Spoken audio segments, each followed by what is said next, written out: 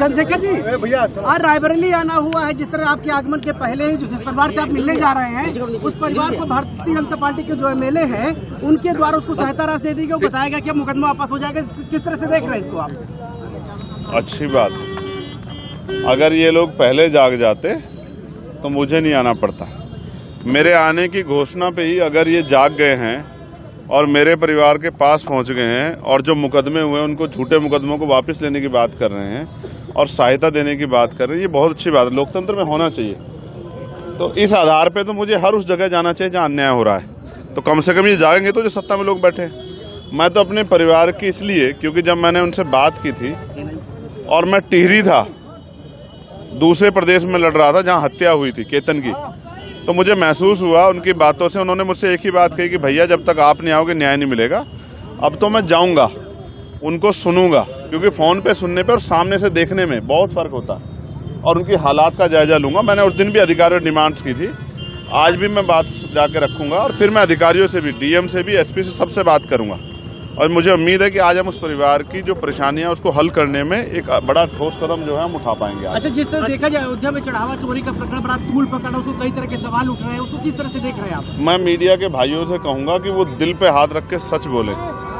चोरी है, लूट है या डकैती, या आपको याद है, मैं हिस्ट्री का भी स्टूडेंट हूँ, मोहम्मद बिन कासिम हो, महमूद गजनबी हो, मोहम्मद गोरी हो, वो तो एक एक दो दो बार लूट के गए, वो लुटेरे हैं। लेकिन इन्होंने तो पाइपलाइन लगा दी, रोज लेंगे रोज लूटेंगे। राम के नाम पे वोट भी लिया, राम के नाम पे नोट भी लिया, और राम के नाम पे जो आस्था थी लोगों की, करोड़ों लोगों की, उससे खिलवाड़ भी किया।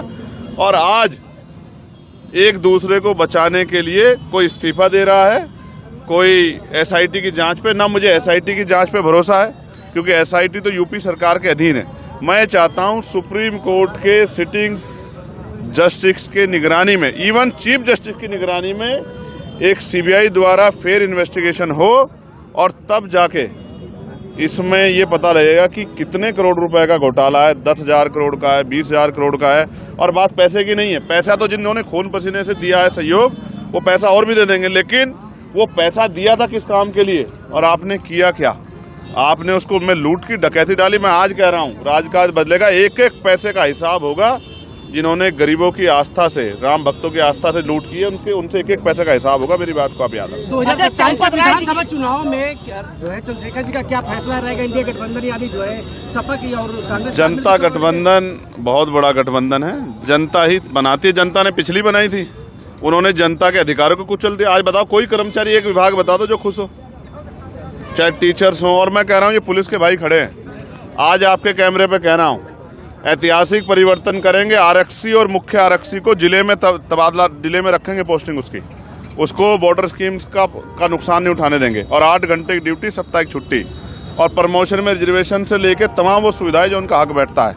पुरानी पेंशन बहाल करेंगे, और नौजवानों के लिए रोजगार, ग्रामीण क्षेत्रों में उद्योग धंधे लगा के, महिलाओं के लिए ग्रामीण क्षेत्रों में रोजगार, और कक्षा 1 से 12 तक की पढ़ाई मुफ्त, और शराबबंदी करेंगे। मैं आपको आज इस बात को आश्वस्त कर रहा हूं। आपकी पार्टी क्या जो है यूपी में चुनाव, पूरे यूपी में लड़ेगी, हर सभी जनपदों में? देखो, मैं तो छोटा सा कार्यकर्ता हूं।